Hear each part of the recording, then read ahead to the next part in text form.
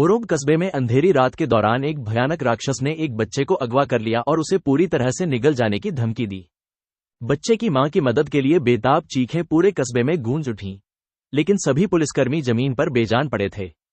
किसी में भी उस राक्षसी प्राणी का सामना करने का साहस नहीं था। जैसे ही राक्षस घातक प्रहार करने की तैयारी कर रहा था, कुछ अविश्वसनीय घटित हुआ। एक रहस्यमय व्यक्ति, जिसने एक मुखौटाधारी ने तुरंत हस्तक्षेप करते हुए राक्षस की भुजा को बलपूर्वक काट दिया। इस अप्रत्याशित घटनाक्रम से राक्षस चकित रह गया और उसने बच्चे पर अपनी पकड़ ढीली कर दी। उसी नाजुक क्षण में बच्चे की मां ने उसे पकड़कर बचा लिया।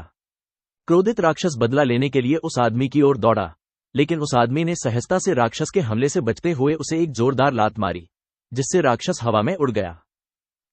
हवा में बिना रुके राक्षस ने एक और हमला करने का प्रयास किया, लेकिन उसे एक और कठोर लात का सामना करना पड़ा। वह व्यक्ति तब तक मुक्कों की बौछार करता रहा जब तक कि राक्षस पूरी तरह से कमजोर नहीं हो गया। दर्शक इस अलौकिक शक्ति को देखकर विस्मय में खड़े थे। उन्होंने तालियों की गड़गड़ाहट के साथ अपनी प्रशंसा व्यक्त की, जबकि वह व्यक्ति भावहीन, लगभग भावहीन बना रहा। मां अपने बच्चे की जान बचाने के लिए उस व्यक्ति के पास गई और अपना आभार व्यक्त करना चाहती थी, लेकिन वह व्यक्ति चुप रहा, बिना कुछ बोले हवा में उछला और आंखों से ओझल हो गया। कस्बे के लोग उस अद्भुत अलौकिक प्राणी से हुई मुलाकात से चकित रह गए। कुन हाई स्कूल में एक कक्षा चल रही थी जिसमें शिक्षक प्राकृतिक आपदाओं और उनके कारणों पर चर्चा कर रहे थे, लेकिन छात्रों को विषय बेहद नीरस था और उसमें कोई दिलचस्पी नहीं दिख रही थी। बोरियत के बीच एक छात्र खुद को रोक नहीं पाया और उसने अपना फोन चेक किया और उसे एक वायरल वीडियो मिल गया। उसने उत्साह से वीडियो अपने दोस्तों के साथ शेयर किया। इस वीडियो की खासियत इसकी बेहतरीन क्वालिटी थी, जो इसे बाकी वीडियो से अलग बनाती थी। वीडियो में कैद असाधारण ताकत के अद्भुत प्रदर्शन ने दोस्तों को पूरी तरह से अचंभित कर दिया। पूरी दुनिया इन राक्षसों के उद्भव को लेकर समान रूप से स्तब्ध और असमंजस में थी, क्योंकि इनका मूल अज्ञात बना हुआ था। जब दोस्त वीडियो में मग्न थे, तभी उनके शिक्षक ने उनका ध्यान भटकते हुए देखा और उन्हें फटकार लगाने के लिए अलग कर दिया। हालांकि शिक्षक के डांटने से पहले ही अचानक एक अलार्म बज उठा, जो पास में ही एक राक्षस के देखे जाने का संकेत था। छात्रों को तुरंत घर जाने का निर्देश दिया गया। चारों ओर दहशत फैल गई। एक छात्र को छोड़कर, जो अपने आसपास के हंगामे से बेखबर, शांति से सो रहा था, बाकी सभी छात्रों के सामने शिक्षक ने सबको धक्का मुक्की किए बिना सावधानी से घर जाने का आग्रह किया। स्थिति से परेशान एक लड़की को बेचैनी महसूस हुई क्योंकि उसका घर उस राक्षस के घर के पास ही था। आह भरते हुए, हालांकि वह शांत दिख रही थी, उसके मन में गहरी चिंताएं थीं। कुछ साल पहले हुई एक घटना की यादें ताजा हो गईं। जब एक राक्षस ने 70 लोगों की जान ले ली और पूरे शहर को तबाह कर दिया, तब यह डर फैल गया कि इतिहास खुद को दोहरा सकता है। लड़की का ध्यान अभी भी सो रहे छात्र पर गया। वह उसकी लापरवाही और ऐसी आपात स्थिति में उसके सामने आने वाले संभावित खतरे के बारे में सोचने लगी। उसने उसे जगाने की कोशिश की, लेकिन अचानक उसका फोन बज उठा और उसने नींद में ही जवाब दिया। लिमकोंग नाम का छात्र प्रथम वर्ष का था। फोन पर बात कर रही छात्रा ने लिमकोंग को घटना और राक्षस से संबंधित निर्देशांक दिए। जैसे ही उसने अपनी आंखें पूरी तरह खोलीं, लड़की ने उसे स्थिति की गंभीरता और तत्काल निकासी की आवश्यकता समझाने की कोशिश की। अपनी बात कहने के बाद वह कक्षा से चली गई और सोचने लगी कि लिमकोंग कितना मूर्ख लग रहा था। उसके जाने के बाद कोंग सोचने लगा कि वह अपने कपड़े कहां बदल सकता है, और अपने अलौकिक रूप में परिवर्तित होकर उसने लिंचिन बंदरगाह पर किसी की नजर में आए बिना चुपके से बाथरूम में घुसने की योजना बनाई। स्थिति तेजी से बिगड़ गई। एक ट्रक चालक ने अपने ट्रक से राक्षस को टक्कर मारने का प्रयास किया, लेकिन राक्षस ने उसे आसानी से कुचल दिया। दूर से दृश्य देख रहे दो लोगों को अपनी जान का खतरा महसूस हुआ क्योंकि उन्होंने पहले कभी ऐसे दुर्जेय प्राणी का सामना नहीं किया था। उनमें से एक अपनी आसन मृत्यु को भांपकर पहले से ही रो रहा था। दूसरे व्यक्ति ने उसे दिलासा देने की कोशिश की और आश्वासन दिया कि सेना उनकी सहायता के लिए आएगी। हालांकि उनकी आशा क्षणिक थी क्योंकि राक्षस अचानक उनके पीछे प्रकट हो गया और उन्हें घातक निगाहों से घूरने लगा। इस बीच कोंग ने अपना वेश धारण कर लिया जबकि जूरी ने उसे निर्देश दिए। बिगड़ती स्थिति के बावजूद कोंग आश्चर्यजनक रूप से शांत रहा। शांत भाव से समय लेते हुए जूरी ने उसे अपनी तैयारियों में तेजी लाने का आग्रह किया। कोंग को यह भी निर्देश दिया गया था कि वह एयरपीस चालू रखे ताकि वह निर्देशों का सटीक रूप से पालन कर सके। अंततः खान इमारत से कूदकर उस स्थान की ओर दौड़ा। उसी समय राक्षस ने एक बुजुर्ग व्यक्ति पर हमला किया जिससे वह एक कंटेनर से टकरा गया और टक्कर के प्रभाव से उसकी मृत्यु हो गई। फिर राक्षस ने बेरहमी से तोड़फोड़ की। दूसरे बूढ़े आदमी का सिर कंटेनर से टकराकर उसकी जान ले ली। ये जानते हुए कि अन्य मनुष्य अभी भी भाग रहे हैं, राक्षस तेजी से उनकी ओर झपटा, जिससे एक जोरदार टक्कर हुई और जमीन चकनाचूर हो गई। उसने मजदूर का सिर पकड़ लिया और उसे पास के एक कंटेनर की ओर फेंक दिया। हालांकि मजदूर जीवित रहा, उसने उस अमानवीय राक्षस को अपने करीब आते देखा जब राक्षस ने उसे पकड़ने की कोशिश की। एक मजदूर ने अपने मालिक के सिर पर उपकरण फेंके। इसी बीच कोंग इंचान बंदरगाह की ओर दौड़ा और छलांग लगाई। इंचान बंदरगाह पर घट रही घटनाओं के बीच अमानवीय राक्षस अपने मानव मालिक की अवज्ञा से क्रोधित हो गया। हालांकि तुरंत हमला करने के बजाय राक्षस कंटेनर के अंत तक पहुंचा, उसे पकड़ा और उस बूढ़े आदमी की ओर फेंक दिया। अपने भाग्य को स्वीकार कर चुके मजदूर को यह देखकर आश्चर्य हुआ। जब अचानक कोंग प्रकट हुआ और उसने बर्तन को लात मारकर दूर फेंक दिया, तो बूढ़ा आदमी सदमे में आ गया। राक्षस कोंग के अचानक आगमन से भ्रमित प्रतीत हुआ। दूसरी ओर जूरी ने कोंग की टोपी से जुड़े कैमरे के माध्यम से दृश्य का अवलोकन किया। जूरी ने कोंग को सलाह दी कि वह पहले राक्षस से संवाद करने का प्रयास करे ताकि यह पता लगाया जा सके कि क्या वह समझ सकता है और उसका उद्देश्य क्या है। कोंग ने सावधानीपूर्वक राक्षस से पूछा कि क्या वह बोल सकता है, लेकिन उसने केवल गुर्राहट के साथ जवाब दिया और उस पर हमला कर दिया। कोंग ने तुरंत प्रतिक्रिया करते हुए हवा में छलांग लगाई और राक्षस के हमले से बच गया, जिससे एक शक्तिशाली लहर उत्पन्न हुई और मलबा जमीन पर बिखर गया। जब कोंग हवा में था, राक्षस ने अवसर का लाभ उठाया और अपने बाएं हाथ से कोंग पर वार किया। कोंग हमले को रोकने में कामयाब रहा, लेकिन प्रभाव से वह पीछे की ओर धकेल दिया गया। इसी बीच एक हेलीकॉप्टर को कोंग को ले जाते हुए एक रिपोर्टर और कैमरामैन कोंग और राक्षस के बीच भीषण लड़ाई का प्रसारण करते हुए पहुंचे। रिपोर्टर ने बताया कि अमानवीय वशीकरण विशेष कार्य बल भी घटनास्थल पर पहुंच चुका है। एक सैनिक ने अपने कप्तान को बताया कि संकरे रास्ते के कारण वे टैंक नहीं ला सकते। कप्तान ने जवाब दिया कि इससे कोई फर्क नहीं पड़ता क्योंकि अमानवीय राक्षस बहुत शक्तिशाली हैं। उनके हथियारों को संभालने के लिए उन्होंने इस बात पर जोर दिया कि उनका उद्देश्य केज का समर्थन करना था और अगर वह हार जाता तो वे सभी मुसीबत में पड़ जाते। यह स्थिति टेलीविजन पर लाइव प्रसारित हुई, जिससे इमारतों के बाहर खड़े लोगों का ध्यान आकर्षित हुआ, जो चुपचाप कोंग और राक्षस के बीच भयंकर संघर्ष को देख रहे थे।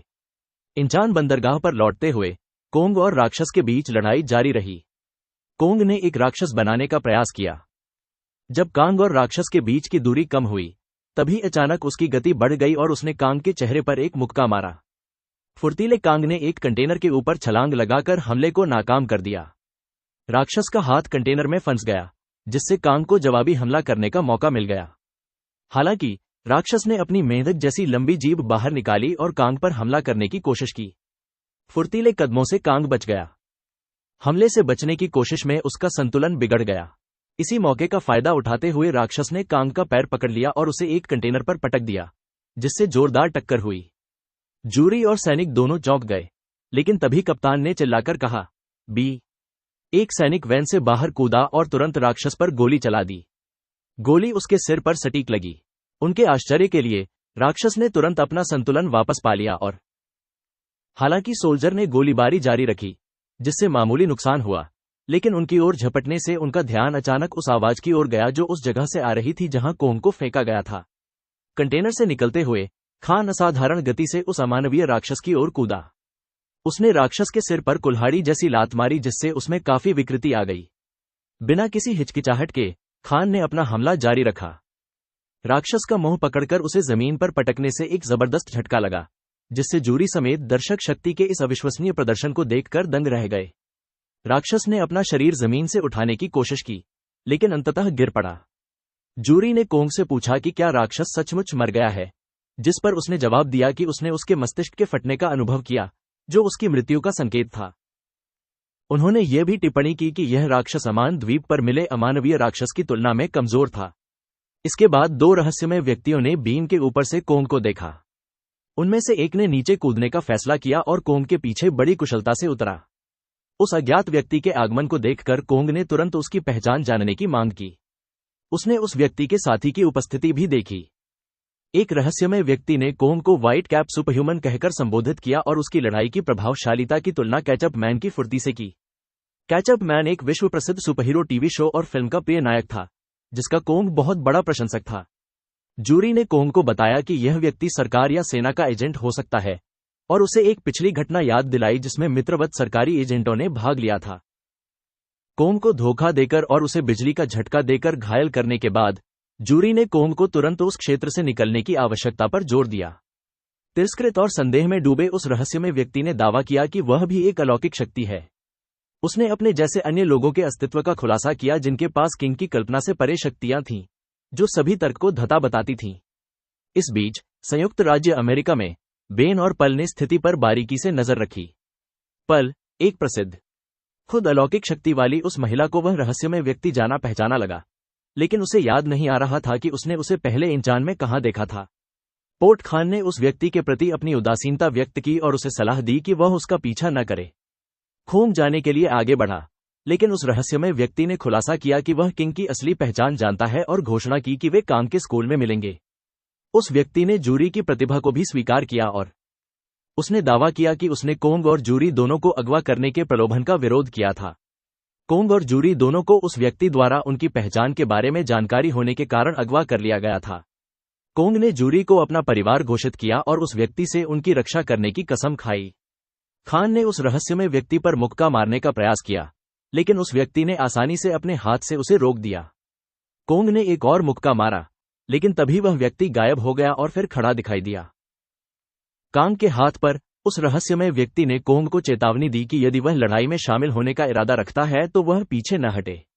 जैसे ही वह कांग के हाथ से कूदा, उसने इस बात पर जोर दिया कि कोंग को दया की भावना को पूरी तरह से त्याग देना चाहिए, क्योंकि उनकी लड़ाई का परिणाम पूर्ण विनाश होगा और रास्ते में कुछ भी नहीं बचेगा। जूरी ने कोंग को शांत रहने और उस व्यक्ति के शब्दों पर विचार करने की सलाह दी। उसने इस बात पर जोर दिया कि उनकी प्राथमिकता उस क्षेत्र को छोड़ना होना चाहिए। फिलहाल उनके लिए सबसे अच्छा रास्ता यही था कि वे उस रहस्यमय व्यक्ति की बातों पर भरोसा करें। खान चुप रहा और उस व्यक्ति ने उसकी चुप्पी को इस संकेत के रूप में समझा कि कोंग लड़ाई जारी नहीं रखेगा। वह व्यक्ति जाने लगा, लेकिन कोंग ने उसे रोक लिया और उसका नाम पूछा। उस व्यक्ति ने अपना परिचय नजी के रूप में दिया और अपने साथी डैनियन के साथ शामिल हो गया, जो अभी अभी पास में उतरा था। डैनी यंग ने नैनी से उसके हाथ के बारे में पूछा, जिस पर नानी ने मजाक में जवाब दिया कि यह इतना बुरा नहीं था। वे दोनों घटनास्थल से चले गए। जिन मजदूरों को केज ने बचाया था, वे उसके पास आए और उसके वीरतापूर्ण कार्यों के लिए आभार व्यक्त किया। इसके बाद कोंग तेजी से बंदरगाह से बाहर कूद गया और उसके जाने को देखकर सैनिक भी हरकत में आ गए। एक सैनिक ने अपने कप्तान को बताया कि उनकी गोलियां राक्षसों के खिलाफ अप्रभावी साबित हुई हैं। अपने जनरल से स्थिति के बारे में पूछताछ करने के लिए फोन आने के तुरंत बाद कप्तान ने शोधकर्ताओं को इस घटनाक्रम के बारे में सूचित करने का निर्णय लिया। जनरल ने जनरल को बताया कि राक्षस के शव को परिवहन वाहन में लाद दिया गया है। जनरल ने कप्तान को सलाह दी कि लोडिंग पूरी होने के बाद वह वहां से चले जाएं। फोन के बाद जनरल ने मार्कस गेराल्ड से संपर्क किया और उन्हें सूचित किया कि राक्षस का शव लाद दिया गया है। इंचान बंदरगाह पर वापस ले जाते समय सैनिकों ने राक्षस के शव को परिवहन वाहन पर लाद दिया और चले गए। इस बीच नजी और दान्यांग वाहन की निगरानी करते हुए इलाके में ही रहे। नानी का संदेह तब पुष्ट हुआ जब उसे पता चला कि शव को फाल्कन ले जाया जा रहा है। घर पर के कैचअप मैन का शो देखने में मग्न था, जिसने आसानी से राक्षस को हरा दिया और जीत हासिल की। इस पीढ़ी के सर्वश्रेष्ठ सुपरहीरो का खिताब जीतने के लिए टेलीविजन के शोर ने जूरी को जगा दिया, जो ये देखकर हैरान थे कि कोंग पिछले दिन की भीषण लड़ाइयों के बावजूद टेलीविजन देख रहा था। कोंग ने बताया कि वह अपने पसंदीदा शो का प्रीमियर और साधु द्वारा उसकी तुलना कैचअप मैन से किए जाने के कारण नींद से नहीं जाग सका। जूरी ने कोंग को सलाह दी कि वह ज्यादा न सोचे और चिंता न करे।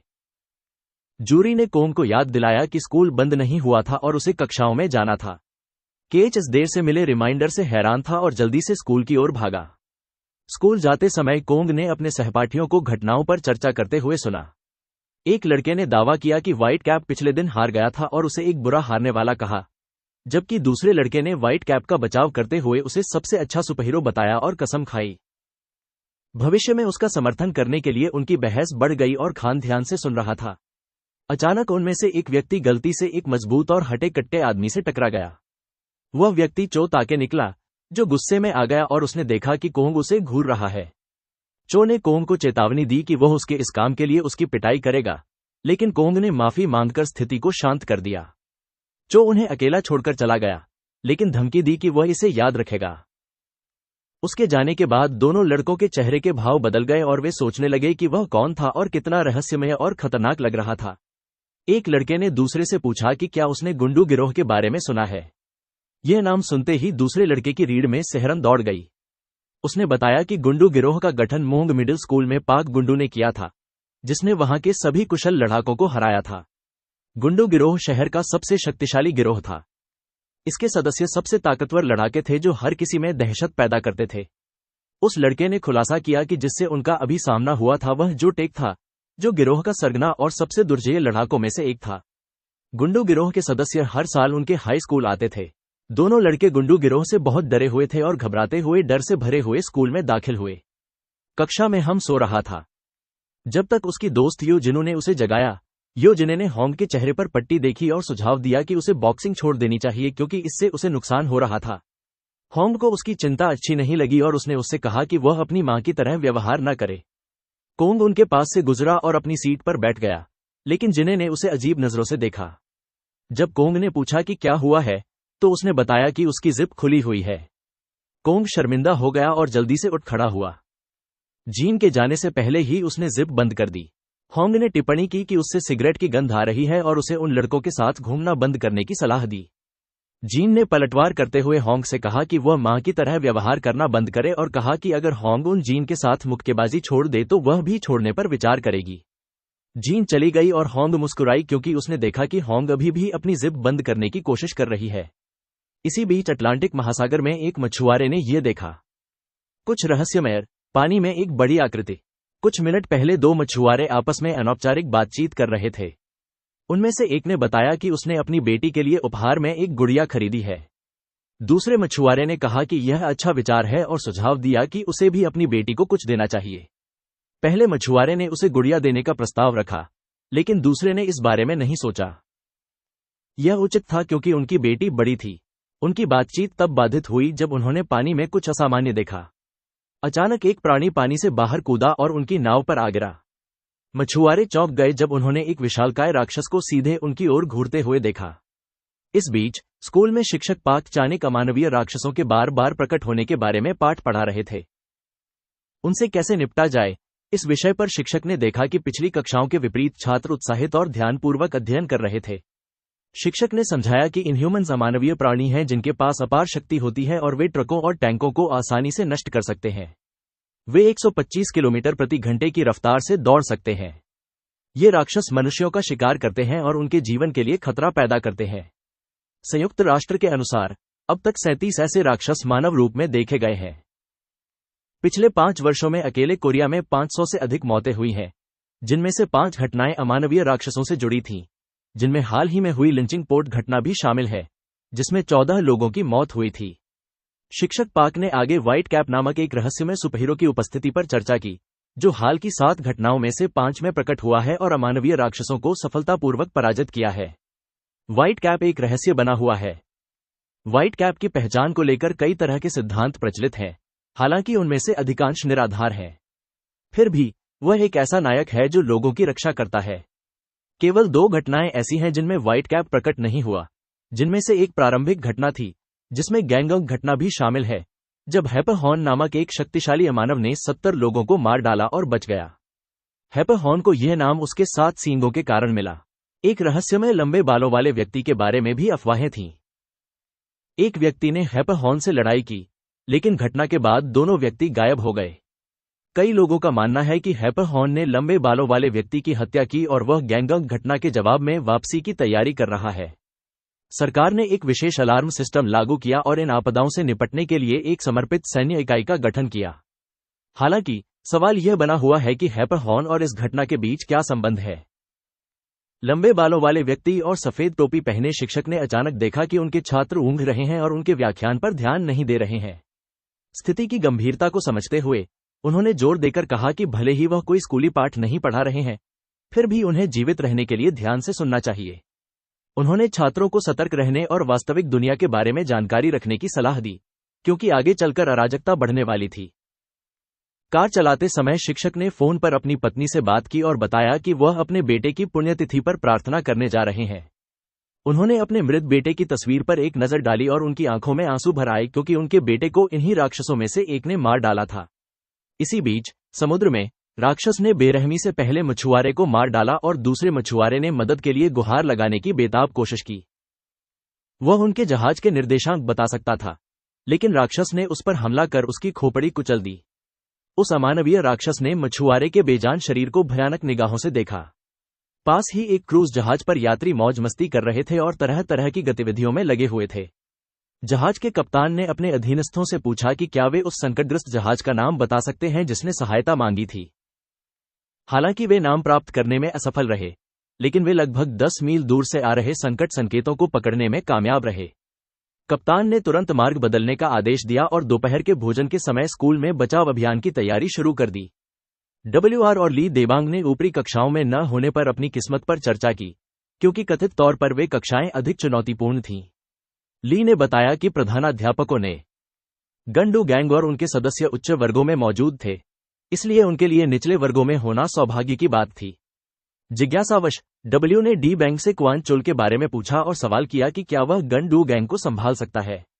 ली डी बैंग ने स्पष्ट किया कि हालांकि क्वान चुल वास्तव में दुर्जय था, लेकिन वह मिडिल स्कूल में शीर्ष लड़ाका बनने में असफल रहा। हमने डी बैंग के आकलन का खंडन करते हुए कहा कि क्वांचो को गलत समझा गया था। असल में क्वान चुल को दादागिरी करना बिल्कुल पसंद नहीं था और वह बेवजह की लड़ाइयों से बचता था। हमें एक घटना याद आई जब क्वान चुल ने अपने मिडिल स्कूल पाक गंबो में एक कुख्यात दादा का डटकर सामना किया था। दोनों दोस्त आराम से दोपहर का खाना खा रहे थे, तभी क्वान चुल उनके पास आया और उनके बगल में बैठ गया। क्वान चुल ने पूछा कि कोंग हमेशा अकेले क्यों खाता है और क्या उसके कोई दोस्त हैं। इस आत्मनिरीक्षण से क्वान चुल को एहसास हुआ कि वह भी अकेले खाना खाता है और उसे किसी साथी की कमी महसूस होती है। केच ने जूरी की दोस्ती के बारे में सोचा, लेकिन जवाब दिया कि उसका कोई दोस्त नहीं है। क्वान चो उसकी बात समझ सकता था क्योंकि उसने खुद भी अकेलेपन का अनुभव किया था। फिर उसने कोंग से पूछा कि क्या वह किसी खेल में शामिल है, जिस पर कोंग ने ताइक्वांडो में अपनी हालिया रुचि का खुलासा किया। क्वान चो ने साथ में दोपहर का भोजन करने का सुझाव दिया। आगे बढ़ते हुए खान को कोई आपत्ति नहीं थी और उन्होंने खुशी खुशी प्रस्ताव स्वीकार कर लिया। अचानक एक छात्र गलियारे से तेजी से आता हुआ दिखाई दिया, जिसने सबका ध्यान अपनी ओर खींचा। वह गंडू गैंग था, एक भयावह और डरावना समूह जिसने सभी को कपकपा दिया। उसी समय संयुक्त राज्य अमेरिका में 2 व्यक्ति बेसब्री से किसी के आने का इंतजार कर रहे थे, जाहिर तौर पर किसी गंभीर मामले से परेशान थे। जैसे ही गेट खुला, सेंट पल और गैलन वित्रो कमरे में दाखिल हुए और सेंट पल ने बिना समय बर्बाद किए तुरंत समस्या के बारे में पूछताछ की। जेम्स, जिसने उन्हें बुलाया था, ने बताया कि एक गंभीर आपात स्थिति उत्पन्न हो गई है। लगभग 3000 लोगों को ले जा रहे एक क्रूज जहाज पर समुद्र के बीच में एक अमानवीय प्राणी ने हमला कर दिया है। गैलन ने स्थिति की गंभीरता को समझा और महसूस किया कि इसे रोकने के लिए त्वरित कार्रवाई आवश्यक है। हालात बेकाबू होते जा रहे थे। जेम्स ने और जानकारी देने की कोशिश की, लेकिन सेंट पल ने बीच में दखल देते हुए उनसे कहा कि वे रास्ते में अनगिनत जिंदगियां दांव पर लगी होने के कारण सारी जानकारी साझा करें। समय बहुत कम था, इसलिए उन्होंने जरा भी समय बर्बाद नहीं किया और निकल पड़े। निर्देशक ने केवल उनकी सुरक्षित वापसी की कामना की। असल में वे असली महामानवों से सामना करने के सदमे से अंदर ही अंदर हिल रहे थे। इस बीच सुनसान इमारत में नानजी, जब उसे पता चला कि मीडिया व्हाइट कैप के साथ उसकी मुलाकात की किस तरह व्याख्या कर रहा है, तो उसे एहसास हुआ कि उसे जल्द ही यह तय करना होगा कि वह किस पक्ष का साथ देगा। हालांकि फिलहाल वह मौज मस्ती करना चाहता था। उसने खुलासा किया कि व्हाइट कैप के साथ उसकी मुलाकात उसकी बड़ी योजना का हिस्सा थी, और यह स्वीकार किया कि स्थिति इतनी गंभीर हो गई थी कि वह इसे नजरअंदाज नहीं कर सकता था। उसने हर संभव प्रयास करने का निश्चय किया। इसके बाद उन्होंने बाहर घूमने और मौज मस्ती करने का इरादा जाहिर किया। जेम्स, सेंट पल और गैलन हेलीकॉप्टर में सवार हुए और जेम्स ने उन्हें स्थिति के बारे में और जानकारी दी। उन्होंने बताया कि वे दुनिया के सबसे तेज हेलीकॉप्टर में सवार हैं जो लगभग 2 घंटे में अपने गंतव्य तक पहुंच सकता है। जेम्स ने उन्हें पिछली घटनाओं के बारे में भी बताया जिसमें नौसेना नियंत्रण विभाग शामिल था। पता चला कि विलासितापूर्ण क्रूज जहाज SS ओपेरा पर एक अमानवीय हमले का शिकार हो गया था। जहाज में 2500 यात्री और 500 चालक दल के सदस्य सवार थे और स्थिति तेजी से बिगड़ रही थी। इसके अलावा उन्होंने बताया कि SS ओपेरा अमेरिका और ब्रिटेन के बीच चलने वाला एक क्रूज जहाज था। जेम्स ने बताया कि नुकसान की सही सीमा अज्ञात है, लेकिन अनुमानों से पता चलता है कि काफी तबाही हुई है। जब सेंट पल और गैलन स्कॉटलैंड में थे, तब गवर्नमेंट सरकार ने स्थिति से निपटने के लिए 5 विशेष लड़ाकू पनडुब्बियों को तैनात किया। उनकी स्थिति के बारे में उत्सुक होकर सेंट पल ने पूछा कि क्या पनडुब्बियां अभी भी युद्ध में लगी हुई हैं। जेम्स ने उन्हें बताया कि 20 मिनट के भीतर ही पनडुब्बियों से संपर्क टूट गया था और रिपोर्टों के अनुसार सभी 5 पनडुब्बियां पूरी तरह से नष्ट हो गई थीं। रेवलेशन जहाज रवाना हो गया। सेंट पल में पनडुब्बियों का इतने कम समय में इतनी तेजी से नष्ट होना बेहद चिंताजनक था, जिससे स्थिति की गंभीरता और बढ़ गई। जेम्स ने एक बड़ी समस्या का खुलासा किया। जहाज इस समय ऑटो पायलट पर फ्लोरिडा की ओर बढ़ रहा था और एक बड़े टकराव का खतरा पैदा कर रहा था। सरकार ने टक्कर से ठीक पहले जहाज को नष्ट करने के लिए छोटे परमाणु मिसाइलों से लैस लड़ाकू विमान तैनात किए थे। ये सुनकर सेंट पल और गैलन चौंक गए, क्योंकि उन्हें सरकार से ऐसे कड़े कदम की उम्मीद नहीं थी। जेम्स की गहरी पीड़ा देखकर सेंट पल ने उसे आश्वस्त किया कि वे स्थिति को संभालने के लिए मौजूद हैं और उसे चिंता न करने के लिए कहा। सियान हाई स्कूल में वापस गन डू गैंग ने छात्रों पर उनके पहनावे के आधार पर हमला करना शुरू कर दिया। होंग अपनी आंखों के सामने हो रही हिंसा से स्तब्ध रह गई। कप्तान का सामना करने का साहस जुटाते हुए उसे एक अंडस्को बताते हुए उसकी निंदा की और उससे चौंकाने वाली अवज्ञा रोकने की विनती की। एच का यह साहस, जिसने बंदूकधारी गिरोह के खिलाफ खड़े होने की हिम्मत दिखाई, सभी को चौंका दिया। कप्तान ने उस व्यक्ति को छोड़ दिया जिसे वह प्रताड़ित कर रहा था और धमकी भरे अंदाज में उसके पास पहुंचा। उसने उसे चेतावनी दी कि वह लड़कियों पर भी दया नहीं दिखाता और उसे जल्द ही अपने शब्दों के चुनाव पर पछतावा होगा। निडरता से होंग ने कहा कि वह अच्छी तरह जानती है कि वह किस तरह का व्यक्ति है और वह उससे डरती नहीं है। ता ने उसे थप्पड़ मारने के लिए हाथ उठाया, लेकिन क्वान चुल ने तुरंत हस्तक्षेप करते हुए ताके का हाथ पकड़ लिया और हमले को रोक दिया। क्वान चुल ने ताके का सामना करते हुए स्वीकार किया कि उसने उसके बारे में और उसकी एक ऐसे गुंडे के रूप में प्रतिष्ठा के बारे में सुना था जो अपनी मनमानी करता है। स्थिति को देखते हुए गन डू गिरोह के सदस्य चुप रहे। वो और ली जैसे छात्र कुख्यात गिरोह के खिलाफ क्वांचो का मुकाबला देखने के लिए उत्साहित थे। तभी टेक ने पलटवार करते हुए क्वांचुल को तेजी से लात मारी, लेकिन क्वांचुल ने अपना संतुलन बनाए रखा। क्वांचो ने टेक पर जोरदार प्रहार किया और दोनों के बीच भयंकर लड़ाई शुरू हो गई। दोनों प्रतिद्वंद्वी बराबर दृढ़ संकल्प के साथ लड़े, कोई भी पीछे नहीं हटा। अंततः क्वांचो ने टेक को एक जोरदार मुक्का मारा। बंदूक का सामना करते ही गिरोह के सदस्य चौंक गए, क्योंकि उन्हें उम्मीद थी कि ती विजयी होकर उभरेगा। क्रोध से भरे ती ने खून थूका और जवाबी हमले के लिए तैयार हो गया, लेकिन इससे पहले कि वह ऐसा कर पाता, गैंगमू दस्ता आ गया। दस्ते के नेता ने ती को लड़ाई रोकने का आदेश दिया और कहा कि इस तरह के टकराव के लिए अभी बहुत जल्दी है। हालांकि ती ने पीछे हटने से साफ इनकार कर दिया। बदला लेने की तीव्र इच्छा से प्रेरित होकर गैंगमू ने उसे वहां से चले जाने की सलाह दी। उन्होंने चेतावनी दी कि एक शिक्षक रास्ते में है और पीछे हटना ही उनके हित में होगा। उन्होंने बताया कि गैंगमू गिरोह के 3 नेताओं में से एक था, जो तीसरे स्थान पर था, लेकिन शारीरिक रूप से सबसे ताकतवर होने के कारण अपने निचले पद के बावजूद वह अप्रत्याशित रूप से खतरनाक था और उसे कभी कम नहीं आंकना चाहिए। गैंगमू अपने साथ कुछ सामान ले गया, लेकिन जाने से पहले उसने क्वान चुल को एक संदेश दिया जिसमें उसने स्वीकार किया। उसने उसके बारे में सुना था, लेकिन उसे सीमा पार करने की चेतावनी देते हुए और उसे अपने ही तरीकों से सबक सिखाने का वादा किया। इसी बीच हेलीकॉप्टर घटनास्थल पर पहुंच गया और सेंट पल और गैलन ने उस अमानवीय प्राणी का सामना करने की तैयारी की। प्रस्थान से पहले सेंट पल ने जेम्स को अधिकारियों से संपर्क करने और परमाणु हथियारों को वापस लेने का अनुरोध करने का निर्देश दिया, क्योंकि वह स्वयं स्थिति को संभालेगी। जेम्स ने उन्हें उनके हथियार मुहैया कराए और मिशन शुरू हो गया। सेंट पल और गैलन दोनों क्रूज जहाज पर कूद पड़े, जो बेजान शरीरों से भरे कब्रिस्तान जैसा लग रहा था। सेंट पल और गैलन की मौजूदगी को भांपते हुए उस अमानव ने युद्ध की तैयारी कर ली। मिस पल और गैलन ने अमानव का पता लगाने के तरीकों पर विचार विमर्श किया और जेम्स ने सुझाव दिया कि एसएस ओपेरा क्रूज जहाज की विशालता इसे चुनौतीपूर्ण बना देगी। उस प्राणी को खोजने के लिए गैलन ने हलचल मचाकर उस अमानव को बाहर निकालने का प्रस्ताव रखा, जबकि पल ने अधिक क्षेत्र को कवर करने के लिए अलग अलग हिस्सों में बंटने का सुझाव दिया। जेम्स इस विचार से सहमत हो गया और उसने सुझाव दिया कि वे जहाज को ऊपरी और निचले हिस्सों में विभाजित कर दे ताकि उस प्राणी को खोजने की संभावना बढ़ जाए। जेम्स ने समझाया कि यह रणनीति जहाज की खोज का एक कारगर तरीका था और प्राथमिक उद्देश्य किसी भी जीवित व्यक्ति को बचाना था और अमानवीय खतरे को खत्म करना था। एकमात्र कमी यह थी कि उन्हें अमानवीय का सामना व्यक्तिगत रूप से करना होगा। कठिनाई को स्वीकार करते हुए सेंट पल ने तात्कालिकता को पहचाना और तेजी से कार्रवाई करने की आवश्यकता पर जोर दिया। गेन ने पल को सूचित किया कि वह ऊपरी भाग को संभालेगा, जिससे पल निचले भाग की ओर बढ़ने के लिए प्रेरित हुई। वह जहाज से कूद गई और उसके हॉल को भेद कर आंतरिक भाग में प्रवेश किया।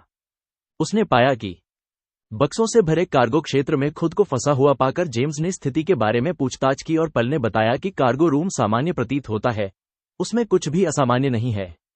उसी समय गैलन ने जेम्स को सूचित किया कि नियंत्रण कक्ष और अन्य ऊपरी क्षेत्र लाशों से भरे पड़े हैं, जिससे दृश्य की भयावहता का पता चलता है। उनका संचार लड़खड़ाने लगा, जिससे जेम्स को यह अनुमान लगाने का मौका मिला कि यह बर्मुडा ट्रायंगल की घटना हो सकती है। संचार टूटने से पहले से ही चुनौतीपूर्ण स्थिति और बिगड़ सकती है और संघर्षों के बीच उनके संपर्क बनाए रखने की क्षमता में बाधा आ सकती है, जिससे एक चिंताजनक घटनाक्रम में हस्तक्षेप हो सकता है। वीरो को एक ऐसा उत्तरजीवी मिला जो सदमे और इनकार की स्थिति में था और अपनी पत्नी के बारे में अस्पष्ट बयान दे रहा था। वीरो ने पुष्टि की कि वह व्यक्ति जीवित था, लेकिन आगे संचार स्थापित होने से पहले ही उनका इसी बीच संपर्क टूट गया। सेंट पल को पीछे से किसी की आवाज सुनाई दी। जब वह मुड़ी तो उसने एक युवती को देखा जो उससे पूछ रही थी कि क्या वह उन्हें बचाने आई है। सेंट पल ने अपनी मंशा की पुष्टि की। कुछ पल के लिए इस घटना से हैरान वीरो ने बचे हुए लोगों और अमानवीय प्राणियों की तलाश जारी रखी। तभी अचानक उसने सेंट पल को जहाज के बीचों बीच अकेले खड़े देखा। चारों ओर सन्नाटा छाया हुआ था। वह हैरान था और उसने सोचा कि क्या उसने इतनी जल्दी अपनी खोज पूरी कर ली है, लेकिन पल में कुछ गड़बड़ लग रही थी। बिना किसी चेतावनी के उसने हमला किया और कुछ ही सेकंड में वित्रो की बांह चीर दी। पल एक अमानवीय रूप में बदल गई और वीरो पर दूसरा हमला किया। वीरो स्थिति पर विचार कर रहा था और उसे एहसास हुआ कि उसे सावधानी बरतनी होगी, नहीं तो वह अगला शिकार होगा। अमानवीय प्राणी सेंट पल की शक्ल की नकल करने की उनकी क्षमता से भी चकित था, क्योंकि उसने उनकी रूप बदलने की क्षमता का अनुमान नहीं लगाया था। सेंट पल का रूप धारण कर चुके अमानवीय प्राणी ने वीरो पर लगातार हमला किया और उसे खत्म करने की कोशिश की। वीरो ने कुशलता से अमानवीय प्राणी के हमले से खुद को बचाया। अंततः अपने खून बहते हाथ का इलाज करने के लिए रुका और पीछे न हटने का दृढ़ निश्चय कर लिया। जेम्स ने यह जानते हुए कि यही उसके जीवित रहने का एकमात्र मौका है, पलटवार करने का फैसला किया। वित्रो के असामान्य व्यवहार से वह हैरान था और अपने लैपटॉप पर घट रही घटनाओं पर बारीकी से नजर रख रहा था। दुर्भाग्यवश संचार व्यवस्था ठप होने के कारण वह उससे स्पष्टीकरण के लिए संपर्क नहीं कर सका। हेलीकॉप्टर पायलट ने जेम्स को सूचित किया कि तूफान तेज हो रहा है और वे अब अपनी वर्तमान स्थिति को बनाए नहीं रख सकते। स्थिति की गंभीरता को समझते हुए जेम्स ने पायलट को जहाज पर हेलीकॉप्टर उतारने का निर्देश दिया। इस बीच सेंट पल ने उस छोटी लड़की की मदद की जिसने दूसरों को पुकारा, जिससे कई जीवित बचे लोग अपने छिपने के स्थानों से बाहर आ गए। सेंट पल को देखकर वह समझ नहीं पा रही थी कि इतने सारे लोग कैसे बच गए, लेकिन जीवित बचे लोगों ने बताया कि वे कुछ समय से छिपे हुए थे। उन्होंने सेंट पल से सहायता मांगी जबकि वीरो अपना काम जारी रखे हुए था। अमानवीय प्राणी के विरुद्ध एक अथक युद्ध में दोनों शत्रु भयंकर रूप से भिड़ गए। वीरो ने आसानी से हार मानने से इनकार कर दिया। अमानवीय प्राणी ने वीरो को निगलने के लिए अपने जबड़े खोले, लेकिन उसने पलटवार करते हुए प्राणी को लात मारकर दूर भगा दिया और अपनी जान बचा ली। वीरो को एहसास हुआ कि वह अब इस तरह से नहीं लड़ सकता और अपनी मृत्यु से बचने के लिए उसे निर्णायक कदम उठाना होगा। लड़ाई को समाप्त करने के लिए दृढ़ संकल्पित होकर उसकी आंखें मुड़ गईं। बढ़ते क्रोध से सफेद होकर उसने शराब का एक बैरल उस अमानव की ओर फेंका। शराब क्रिस्टलीय प्रक्षेप्यों में परिवर्तित हो गई और उस अमानव पर हमला कर दिया। वीरो ने तुरंत एक और बोतल पकड़ी और उसके तरल का उपयोग करके एक तेज क्रिस्टल तलवार बनाई। अंतिम मुकाबले के लिए तैयार वीरो ने खुद को उस अमानव का सामना करने और उसे हमेशा के लिए हराने के लिए तैयार कर लिया। गैलन वित्रो का दिमाग तेजी से दौड़ रहा था क्योंकि उस पर बमबारी हो रही थी। अपने अतीत की यादों में उसे जेम्स नामक एक एक्सिया अधिकारी द्वारा गिरफ्तार किया जाना याद आया, जिसने अमेरिका के सबसे शक्तिशाली गिरोहों में से एक का सफाया करने में वित्त की क्षमताओं को पहचाना था। जेम्स ने वित्त की रहस्यमय शक्तियों पर चर्चा की और उसकी अद्वितीय क्षमताओं को स्वीकार किया। इसी बीच पल ने वीरो के पास आकर उसकी क्षमताओं के बारे में पूछताछ की। बिना किसी चेतावनी के वीरो ने कॉफी को क्रिस्टलीय रूप में बदलकर अपनी शक्ति का प्रदर्शन किया। आश्चर्यचकित पल ने वीरो को समझाया कि उसके पास 10 मीटर की सीमा के भीतर किसी भी तरल को हीरे जैसे क्रिस्टल में बदलने की क्षमता है। उसने स्पष्ट किया कि उसकी शक्ति केवल तरल को जमाती नहीं है, बल्कि उसे असाधारण रूप से कठोर बना देती है, जिससे उसे अपार शक्ति प्राप्त होती है। वीरो ने अपनी शक्ति का उपयोग करते हुए उस अमानवीय राक्षस पर हमला किया। अमानवीय राक्षस ने पलटवार किया और उसे पीछे हटने पर मजबूर कर दिया। हालांकि वापस उड़ते हुए वीरो को असंतोष का एहसास हुआ क्योंकि उसे पता था कि उसने अभी तक उस राक्षस के खिलाफ अपनी पूरी ताकत का इस्तेमाल नहीं किया था। वह जानता था कि वह बेहतर कर सकता था, लेकिन उसकी चिंताएं अचानक तब रुक गईं जब वह अमानव बदला लेने के लिए उसकी ओर बढ़ा। इस बीच श्रीमती पल जहाज के ऊपरी हिस्से की ओर दौड़ी। यह अनुमान लगाते हुए कि अगर निचले हिस्से में सभी सुरक्षित हैं, तो इसका मतलब है कि वह अमानव अभी भी सुरक्षित है। ऊपर मौजूद होने की संभावना थी। अचानक उसका ईयरपीस बज उठा क्योंकि जेम्स ने हेलीकॉप्टर को सफलतापूर्वक वापस जमीन पर उतार दिया। भीषण लड़ाई में वीरो अपनी जान बचाने के लिए संघर्ष कर रहा था। उसकी दृष्टि लगातार धुंधली होती जा रही थी। संघर्ष के बावजूद वह जानता था कि उसे खुद को बचाने के लिए राक्षसों को हराना होगा। सहायता के लिए बेताब और श्रीमती पल के अभी तक न आने के कारण वीरो ने एक अलग योजना बनाई। वह हवा में बहुत ऊपर कूदा और उसने जल प्रणाली पर एक जोरदार लात मारने से पानी उस अमानव पर झरना बनकर गिरने लगा, जिसने तुरंत अपनी शक्ति का प्रयोग करते हुए पानी को जमा दिया और राक्षस को उसकी यादों में वापस ले आया। जेम्स ने वित्त की शक्ति के किसी भी नुकसान के बारे में पूछा था। वीरो ने बताया कि जमने का प्रभाव उसकी मानसिक स्थिति पर निर्भर करता है और वर्तमान में तरल रूप में वापस आने से पहले कम से कम 1 घंटे तक बना रहता है। वीरो ने राहत की सांस ली, यह मानते हुए कि उसने आखिरकार राक्षस को हरा दिया है। उसका दिमाग उस प्राणी को खत्म करने के सर्वोत्तम तरीके के बारे में सोचने लगा, लेकिन अचानक उसे पीछे से वार किया गया। वीरो का सिर बेरहमी से धड़ से अलग हो गया। उसके अंतिम क्षण एक और अमानवीय प्राणी के दृश्य में बीते, जो उस घातक प्रहार के लिए जिम्मेदार था। जेम्स अपने कंप्यूटर विश्लेषण में मग्न था जब उसने देखा कि सिग्नल वीरो की उपस्थिति का संकेत गायब हो गया था। पहले इसे कनेक्टिविटी समस्या मानकर, लेकिन जल्द ही उसे एहसास हुआ कि ईयरपीस की बायोमेट्रिक सुविधा ये सुनिश्चित करती है कि यह केवल पहनने वाले की मृत्यु होने पर ही संचार बंद करता है। जेम्स इस रहस्योद्घाटन से पूरी तरह से स्तब्ध था कि वीरो जैसा शक्तिशाली व्यक्ति मर गया था। इसी बीच सेंट पी जबरदस्ती कमरे में घुस गई और उसकी नजरों में एक अमानवीय आकृति धमकी भरे अंदाज में खड़ी थी और दूसरी अपनी जगह पर जमी हुई थी। लेकिन जिस चीज ने सचमुच उसका ध्यान खींचा वह गैलन वीरो का बेजान शरीर था, जिसका सिर बेरहमी से धड़ से अलग कर दिया गया था। वीरो के बेजान शरीर को देखकर पल पूरी तरह से स्तब्ध रह गई। एक फ्लैशबैक में पल ने वीरो के उनकी टीम में शामिल होने पर संतोष व्यक्त किया, जबकि जेम्स भी उतना ही खुश दिखाई दिया। ईस्ट वीरो अप्रभावित प्रतीत होता था और उसने इसे ज्यादा महत्व नहीं दिया।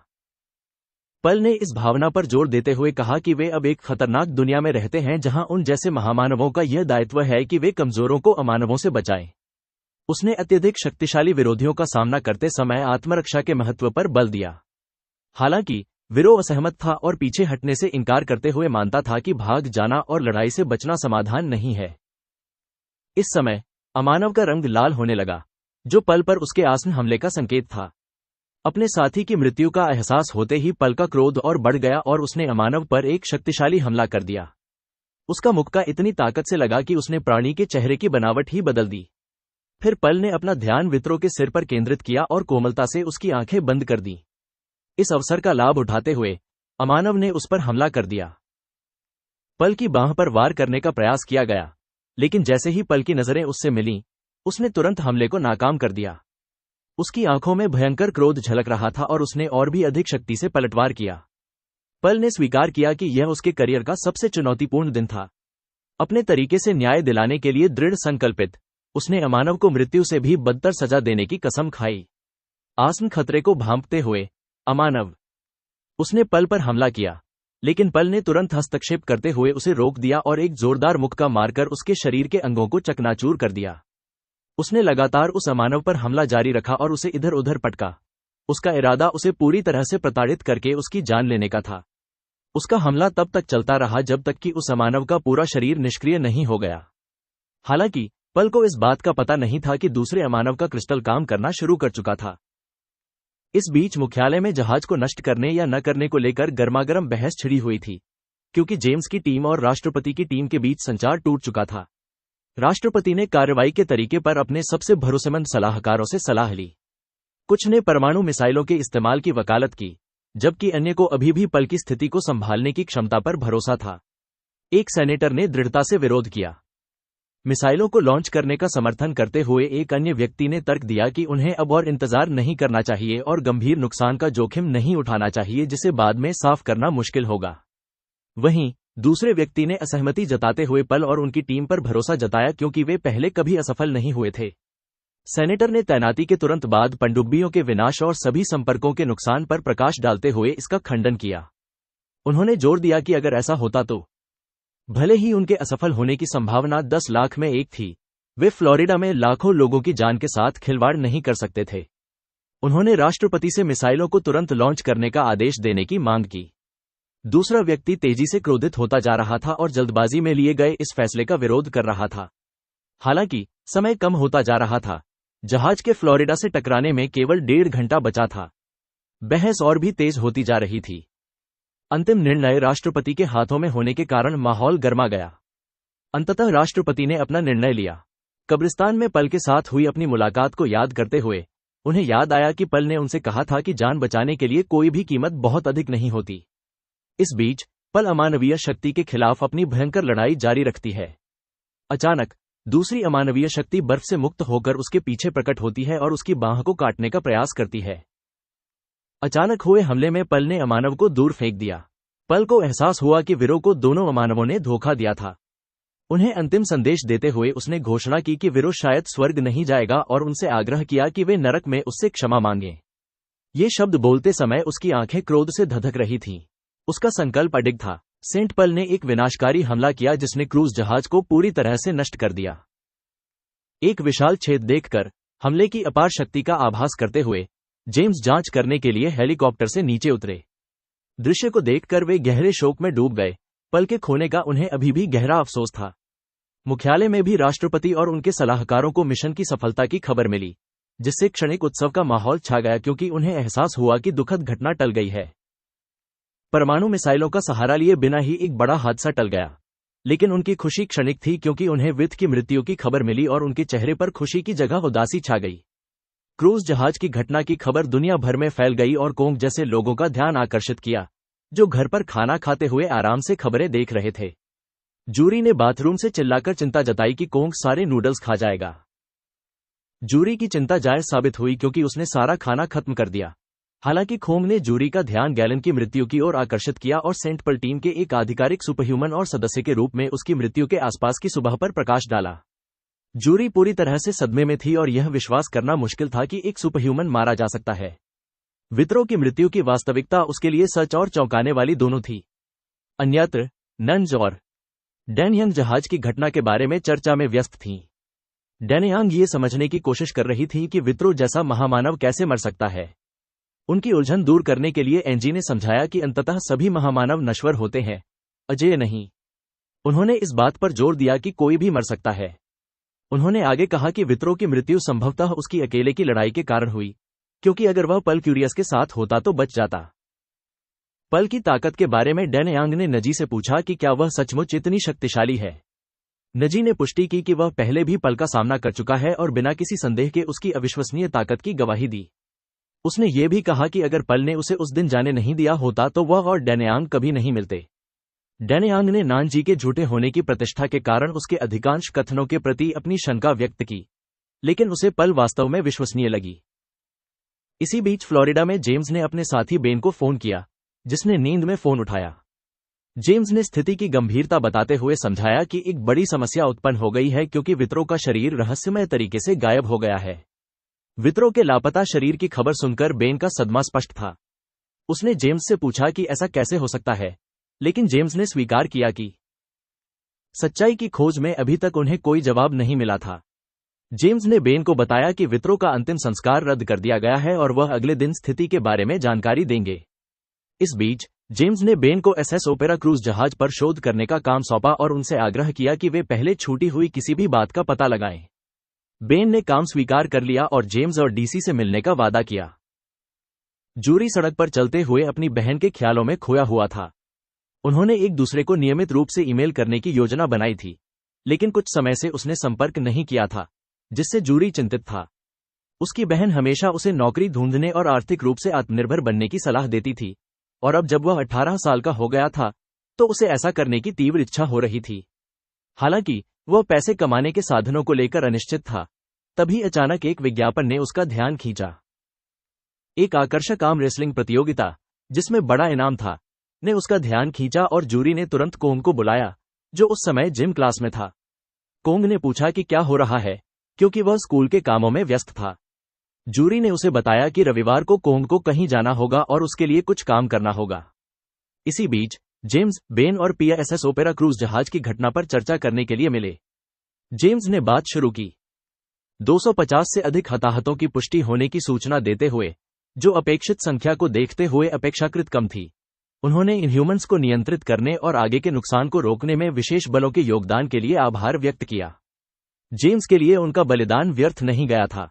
फिर उन्होंने इनह्यूमन्स के विषय पर विस्तार से चर्चा करते हुए कहा कि यह पहली बार था जब उनमें से दो को एक साथ देखा गया था। इन घटनाओं में एक ही अमानव शामिल था, जिससे यह मामला अनोखा बन गया। पल ने अपने अवलोकन साझा करते हुए पहले अमानव को मकड़ी जैसे प्राणी के रूप में वर्णित किया जो मकड़ी के जाले फेंकने में सक्षम था, जबकि दूसरा अधिक लचीला था और उसका सिर गिरगिट जैसा था। पल ने यह भी बताया कि जब उसने उस पर हमला किया तो वह आकार बदलने की कगार पर था। उसके अनुसार विरो संभवतः इसी कारण मारा गया। इस विशेष अमानव जेम्स के धोखे पर जोर देते हुए उन्होंने कहा कि हालांकि दोनों अमानवों की उपस्थिति एक रहस्य बनी हुई थी, लेकिन सबसे बड़ा रहस्य विरो के शरीर के गायब होने में निहित था। उन्होंने बताया कि जहाज से कोई अन्य शव गायब नहीं हुआ था, जिससे दो संभावनाएं बचती हैं, या तो विरो स्वर्ग में चला गया था या उसे पुनर्जीवित कर दिया गया था और वह बच निकला था। हालांकि दोनों ही स्थितियां बेहद असंभावित थीं, जिससे पता चलता है कि किसी ने। बेन ने बीच में दखल देते हुए कहा कि उसने रॉयल क्रूज लाइन से बात की थी और उन्होंने एक हफ्ते के अंदर सीसीटीवी फुटेज देने का वादा किया था, जिससे उम्मीद है कि स्थिति पर कुछ रोशनी पड़ेगी। तीनों गुस्से और दृढ़ संकल्प से भर गए और उन्होंने कैफे में गैलन वित्रो के शव की चोरी के लिए जिम्मेदार अपराधी को ढूंढने की कसम खाई। गन डू गैंग को आर्म रेसलिंग प्रतियोगिता के बारे में पता चला। ऐसे आयोजनों के प्रति उनकी अरुचि के बावजूद वे भारी पुरस्कार राशि को नजरअंदाज नहीं कर सके। उन्होंने रविवार को भाग लेने और जीतने का इरादा जाहिर किया। सशस्त्र कुश्ती प्रतियोगिता बड़ी संख्या में प्रतिभागियों के साथ शुरू हुई। उद्घोषक ने घोषणा की कि भारी संख्या में प्रतिभागियों के कारण एक अतिरिक्त प्रारंभिक दौर जोड़ा जाएगा और विजेता शीर्ष 16 में पहुंचेंगे। तीसरे स्थान का पुरस्कार $10 लाख निर्धारित किया गया था। पुरस्कार राशि 2 मिलियन थी और विजेता को ट्रॉफी के साथ 5 मिलियन मिलेंगे। जेडब्ल्यूआई और कोंग टूर्नामेंट में भाग लेने के लिए आयोजन स्थल पर पहुंचे। हालांकि कोंग थोड़ा चिंतित था। पिछली रात जूरी ने उसे अपनी पूरी योजना समझाई थी। उन्होंने बताया कि कैचअप वाला आदमी शूटिंग के लिए कोरिया आ रहा है और अगर वे टूर्नामेंट जीत जाते हैं तो वे उससे मिलने के लिए लिंचन हवाई अड्डे जा सकते हैं। कैचअप वाले आदमी से मुलाकात को लेकर जूरी को संदेह था, लेकिन जूरी ने उन्हें टूर्नामेंट के दौरान उस अवसर के लिए तैयार की गई विशेष टी-शर्ट दिखाई। उद्घोषक ने नंबर 82 पुकारा, जो कांग की बारी थी। वह जल्दी से अपने मैच में भाग लेने गया और उसने देखा कि उसका प्रतिद्वंदी एक बड़ा, मजबूत लेकिन मोटा आदमी था, जिसने उसे चेतावनी दी कि वह इसे हल्के में न ले। मैच शुरू हुआ और मोटे आदमी ने अपनी पूरी ताकत लगा दी। कोंग को हराने के लिए बल प्रयोग किया गया, लेकिन कोंग ने तुरंत पलटवार किया और जोरदार शुरुआत के साथ विजयी हुआ। राजा की जीत से उत्पन्न शोर पूरे अखाड़े में गूंज उठा और उसके प्रतिद्वंद्वी को गंभीर चोटें आईं। जूरी ने कोंग को समझाने की कोशिश की कि वह इस तरह पूरी ताकत से हमला नहीं कर सकता क्योंकि इससे ध्यान आकर्षित होगा। उन्होंने उसे पिछली रात के अभ्यास की याद दिलाई जिसमें न्यूनतम शक्ति का उपयोग करने पर ध्यान केंद्रित किया गया था। खान ने पिछले साल के टूर्नामेंट के उपविजेता इमो टेस्क के खिलाफ अपना दूसरा मैच खेला। मो आत्मविश्वास से भरे हुए लग रहे थे, लेकिन खान ने एक बार फिर कुछ ही सेकंडों में जीत हासिल कर ली और इस प्रक्रिया में मो की बाह में चोट पहुंचा दी। खान ने तीसरे प्रारंभिक दौर में भी अपना दबदबा बनाए रखा, जिससे जूरी उनकी अत्यधिक शक्ति को लेकर और भी चिंतित हो गई। फिर उद्घोषक ने घोषणा की कि प्रारंभिक दौर आखिरकार शुरू हो रहा है और ड्रॉ उसी समय होगा। पहले प्रतिभागी निकोला चेसो, जो विश्व में चौथे स्थान के सशस्त्र पहलवान हैं, का मुकाबला मार्शल आर्टिस्ट मोंगू से होगा। मोंगू की अकादमी में काफी अनुयायी थे, जिनमें ओबंगन नाम का एक बुजुर्ग व्यक्ति भी शामिल था, जो अकादमी का निदेशक था। ओबंगन को उम्मीद थी कि मोंगू कम से कम दूसरा या तीसरा स्थान हासिल करेगा ताकि अकादमी के नवीनीकरण के लिए धन जुटाया जा सके। लिम कोंग और यान योन नामक एक भिक्षु के बीच मुकाबले की घोषणा की गई। इसके बाद गुनमो का मुकाबला चोए ताके से तय हुआ, जो असहज महसूस कर रहा था क्योंकि गुनमो अपनी जबरदस्त ताकत के कारण वह आखिरी व्यक्ति था जिसका सामना वह करना चाहता था। गुंडो गिरोह के सदस्य अपने कप्तान और चोए ताके के बीच इस मुकाबले को देखकर उत्साहित थे। अंत में उद्घोषक ने पाक गुंडो का परिचय कराया और नॉकआउट के सभी मुकाबलों की घोषणा की। जैसे ही उद्घोषक ने सभी को टूर्नामेंट के बारे में जानकारी दी, टूर्नामेंट आधिकारिक तौर पर शुरू हो गया। इस बीच हवाई जहाज में कैचअप मैन कोरिया जा रहा था। उसने अपने मैनेजर से अपने कॉस्ट्यूम की तंगी के बारे में शिकायत की और उसे पहनने में अपनी अनिच्छा व्यक्त की। उसके मैनेजर ने कैचअप मैन को उसके असली नाम मैट डायोन से संबोधित करते हुए उसे याद दिलाया कि मनोरंजन कंपनी चाहती है कि वह उसे पहने वेशभूषा ताकि प्रशंसक उसे उस रूप में देख सकें अपनी जिम्मेदारी को समझते हुए कैचअप मैन ने स्वीकार किया कि उसकी सफलता उसके परिवार की वजह से है। थोड़ा अस्वस्थ महसूस करते हुए उसने आराम करने का फैसला किया। आर्म रेसलिंग टूर्नामेंट में वापस टीक और गुंगमू के बीच मुकाबला तेज हो गया।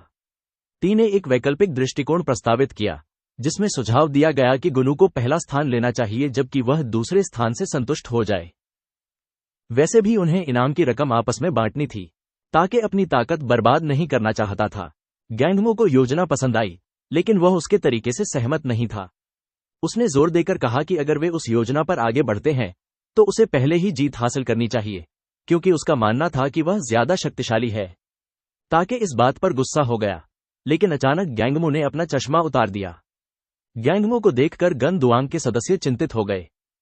उसने अपने चश्मे तभी उतारे जब वह किसी गंभीर लड़ाई में उलझ गया, पीछे हटने को तैयार नहीं था। उन्हें डर था कि ताके का अंत हो जाएगा। जैसे ही गुम्मो ने अपने चश्मे उतारे, सभी उसकी कोमल आंखें देख सके जो उसके कठोर व्यक्तित्व के विपरीत थीं।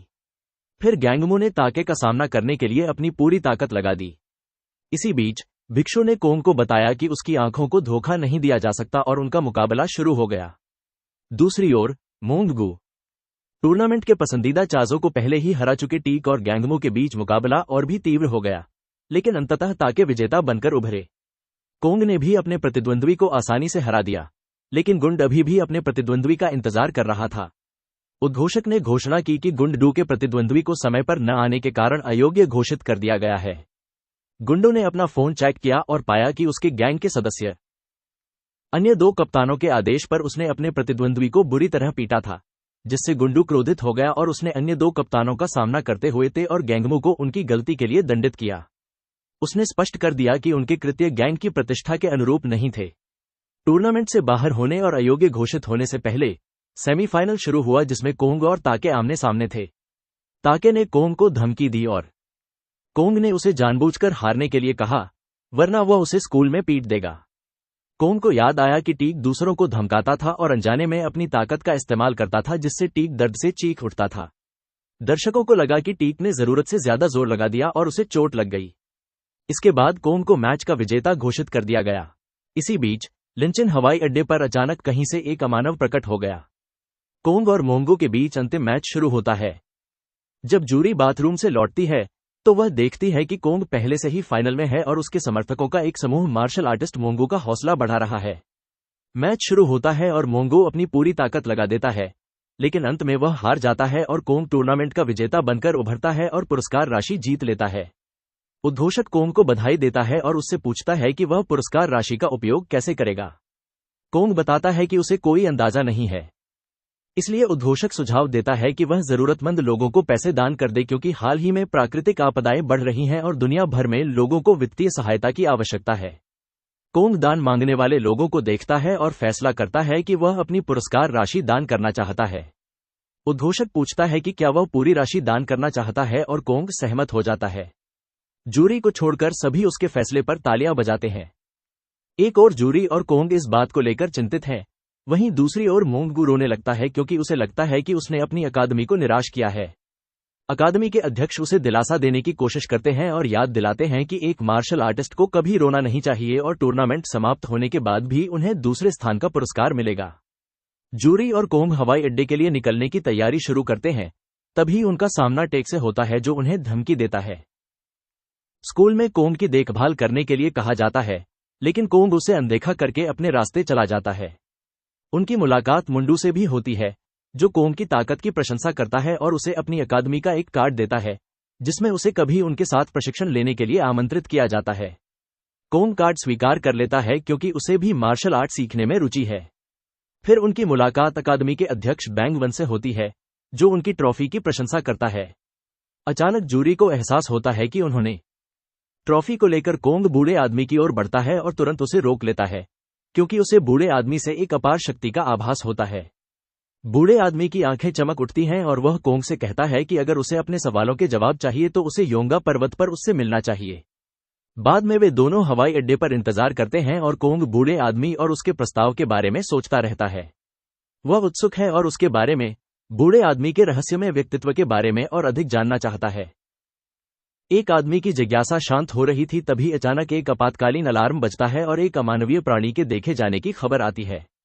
जूरी और कोंग दोनों सतर्क हो जाते हैं और स्थिति से निपटने के लिए तैयार हो जाते हैं। इसी बीच अमानवीय प्राणी हवाई जहाज पर अपनी निगाहें गड़ा देता है और हमला करने की तैयारी करता है। जूरी भी अमानवीय प्राणी का सामना करने के लिए खुद को तैयार करने लगता है, लेकिन उसे एहसास होता है कि उसके पास लड़ाई के लिए आवश्यक सभी चीजें नहीं हैं। इसी बीच कोंग तेजी से कार्रवाई करता है और दौड़ पड़ता है। अपने कपड़े बदलने के लिए हवाई अड्डे पर अफरा तफरी मच जाती है और लोग भागने लगते हैं। कोंग चुपके से किसी से एक टोपी चुरा लेता है और बाथरूम में घुस जाता है। वह अपनी कैचअप मैन टी शर्ट उतारकर सफेद टोपी पहन लेता है।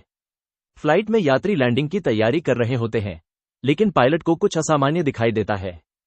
करीब से देखने पर उसे एक अमानवीय आकृति पूरी गति से उनकी ओर दौड़ती हुई दिखाई देती है। पायलट घबरा जाता है और जल्दी से विमान फिर से हवा में उड़ने लगता है। तभी अमानवीय प्राणी कूदकर विमान पर हमला करने की कोशिश करता है। वह बाल बाल विमान से बच जाता है, लेकिन उसके पंख को नुकसान पहुंचाता है। विमान को भारी क्षति पहुंचती है और पायलट आपातकालीन लैंडिंग की घोषणा करता है। वह कुशलतापूर्वक विमान को लैंड कराता है, लेकिन दुर्घटना के प्रभाव से सभी यात्री घायल हो जाते हैं। स्थिति और भी खराब हो जाती है जब अमानवीय प्राणी उन्हें देख लेता है और दूसरे हमले की तैयारी करने लगता है।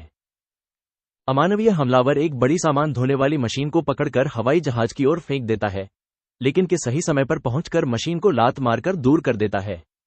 अमानवीय हमलावर के को देखकर चौंक जाता है, लेकिन के शांत रहता है और अमानवीय हमलावर का सामना करने और उसे हराने की तैयारी करता है।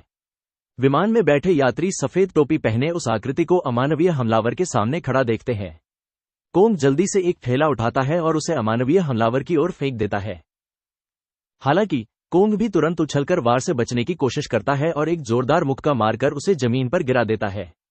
उसी क्षण कोंग को अपने ईयरपीस में एक सिग्नल मिलता है और जूरी पास के कंप्यूटर के माध्यम से उससे संपर्क करती है। जूरी कोंग को सूचित करती है कि कैमरे के बिना उसके लिए सीधे सहायता प्रदान करना चुनौतीपूर्ण होगा, लेकिन वह कोंग को आश्वासन देती है कि वह कोई न कोई उपाय ढूंढ लेगी। मदद करने के उद्देश्य से वह कोंग को सूचित करता है कि वह लड़ाई की निगरानी करने और सहायता प्रदान करने के लिए नियंत्रण कक्ष के कैमरों तक पहुंचने का प्रयास कर रहा है। हालांकि कोंग जूरी को बीच में ही रोक देता है और उसे घर लौटने का सख्त आदेश देता है, ये कहते हुए कि वह स्थिति को अकेले संभाल लेगा और जूरी को इसमें शामिल होने की आवश्यकता नहीं है। अमानव ने अचानक हमला कर दिया, जिससे कोंग अचंभित रह गया। हालांकि कोंग किसी तरह अमानव को पकड़ने में कामयाब रहा और उसे दूर फेंक दिया। जैसे ही कोंग आगे बढ़ा, उस अमानव ने एक काला पदार्थ छोड़ा जिससे कोंग का ध्यान भटक गया। अमानव ने एक जोरदार हमला किया और उसके बाद एक मुक्का मारा, लेकिन कोंग उसे रोकने में कामयाब रहा। अचानक अमानव एक कदम पीछे हट गया और जाने से इनकार कर दिया, टीम के प्रति अपनी प्रतिबद्धता और हर संभव सहायता प्रदान करने के अपने दृढ़ संकल्प को व्यक्त करते हुए। उसने कोंग को आश्वस्त किया कि वह उसे अकेला नहीं छोड़ेगा और उससे स्थिति के बारे में जानकारी मांगी। कोंग ने खुलासा किया कि अमानव एक ऑक्टोपस जैसा दिखता है और एक दुर्जेय प्रतिद्वंद्वी साबित हो रहा है। उसने अपना मुंह खोलकर हवा में अंडों की बौछार कर दी। केच इस अप्रत्याशित घटनाक्रम से हैरान रह गया क्योंकि अमानव ने अपने अंडे बिखेर दिए और छोटे छोटे अमानव अंडों से निकलने लगे। चारों ओर अफरा तफरी मच गई। पल और उसकी टीम घटनाक्रम को देखती रही और विचार करती रही कि क्या व्हाइट कैप को इसमें शामिल किया जाए। पल का मिशन अभी भी अनिश्चित है।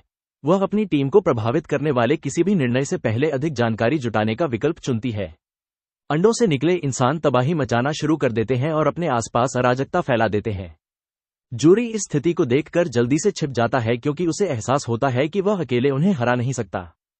तभी उसका फोन बजता है, जो राक्षसों से लड़ने में कांग की सहायता के अनुरोध का संकेत है। उस अमानव का ध्यान जूरी की ओर जाता है जो उसे जान से मारने के इरादे से उस पर झपटता है। खतरे को भांपते हुए जूरी हमले से बच निकलता है और भाग जाता है। इस बीच के उस अमानव के साथ अपनी भीषण लड़ाई जारी रखता है और इमारत में एक बड़ा छेद देखता है। यह महसूस करते हुए कि जूरी खतरे में है, वह लड़ाई छोड़कर भागने की कोशिश करता है, लेकिन एक अन्य अमानव कोंग उसे रोक लेता है। कोंग एक जोरदार प्रहार करता है और इमारत में कूद जाता है। स्क्विड और इंसान ने पीछा किया और कोंग को जमीन पर पटक दिया, फिर कोंग पर कूद पड़े जिससे जोरदार टक्कर हुई। जूरी, जो अभी भी छिपा हुआ था, सोच रहा था कि वह इस भयावह स्थिति से कैसे बच सकता है। अपने छिपने की जगह पर उसने एक और व्यक्ति को शरण मांगते हुए देखा। अचानक महिला ने एक तीखी चीख मारी जिससे इंसान का ध्यान उसकी ओर गया। वह उसकी जान लेने के इरादे से उसकी ओर बढ़ने लगा, लेकिन जूरी ने हस्तक्षेप किया और जूरी अमानव पर प्रहार करता है, लेकिन अमानव पलटवार करते हुए जूरी को हवा में उछालकर दीवार से टकरा देता है। जूरी को एहसास होता है कि खान इतने समय से इन राक्षसों से अकेले लड़ रहा है। अपने अकेलेपन के बोझ को महसूस करते हुए वह खान के साथ न होने के लिए पछतावा महसूस करता है। जैसे ही अमानव जूरी को घातक प्रहार करने वाला होता है, बी ठीक समय पर घटनास्थल पर पहुंच जाता है और उसे बचा लेता है। बी अपने अंडों से निकले अमानवों से निपटने के लिए एक इकाई बनाई गई थी, जबकि वयस्क अमानवों से निपटने का कार्य व्हाइट कैप कोंग को सौंपा गया था। कोंग ने अपने नए हथियार सेरिल का खुलासा किया और उसे अमानव पर तान दिया। डॉक्टर ने बी पर हथियार लगाने की तैयारी के लिए संशोधन सर्जरी पूरी कर ली थी, लेकिन अभी तक उसे लगा नहीं पाए थे। केसर रेल अपनी श्रेणी के अन्य हथियारों से कहीं अधिक शक्तिशाली हथियार था, लेकिन यह एक निश्चित ऊर्जा खपत करता था। अत्यधिक ऊर्जा की समस्या का समाधान एक प्रतिभाशाली व्यक्ति ने किया, जो हाल ही में अमेरिकी ISD FHQ में शामिल हुई थी। उन्होंने नॉर्म कैप्सूल विकसित किया, जो ऊर्जा स्रोत के रूप में कार्य करता था। बी के नए कृत्रिम अंग भी उनकी तकनीक पर आधारित थे, हालांकि यह तकनीक अभी भी अस्थिर थी और बी एक मानव परीक्षण का हिस्सा थी। केसर रेल का ट्रिगर बी की उंगलियां थीं और कैप्सूल 2 मिनट के लिए बिजली प्रदान करते थे।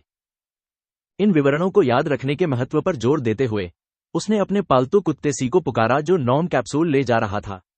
अपनी बाह पर एक कैप्सूल रखने के बाद उसे शक्ति का एक तीव्र प्रवाह महसूस हुआ।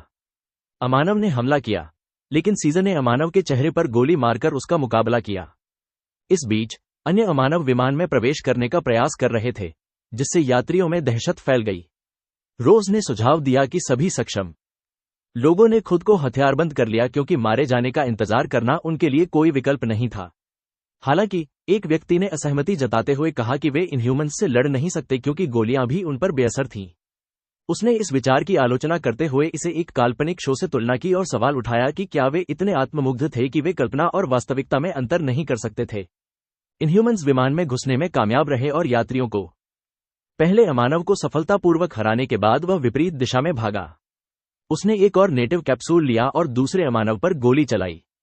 हालांकि यह देखकर कि पहले शॉट के बाद भी वह प्राणी जीवित था, उसे एहसास हुआ कि उसे एक ही जगह पर 2 बार निशाना लगाना होगा, क्योंकि केसर रेल उन्हें एक ही वार में नहीं मार सकती थी। इस एहसास ने उसे वयस्क प्राणी का सामना करने की अपनी क्षमता पर संदेह करने पर मजबूर कर दिया। जैसे ही बी ने एक और अमानव को पास आते देखा और महसूस किया कि उसके पास केवल एक कैप्सूल बचा है, उसे स्थिति के बारे में निराशा का अनुभव हुआ। इसी बीच एक अप्रत्याशित घटनाक्रम हुआ जब केचप मैन ने अपने हमले से एक अमानव को विमान से बाहर फेंक दिया। एक और अमानव विमान में दाखिल हुआ, लेकिन तुरंत केचप मैन से उसका सामना हुआ, जिसने उसे आसानी से काबू में कर लिया और साथ ही उस प्राणी को उसकी हरकतों के लिए डांटा।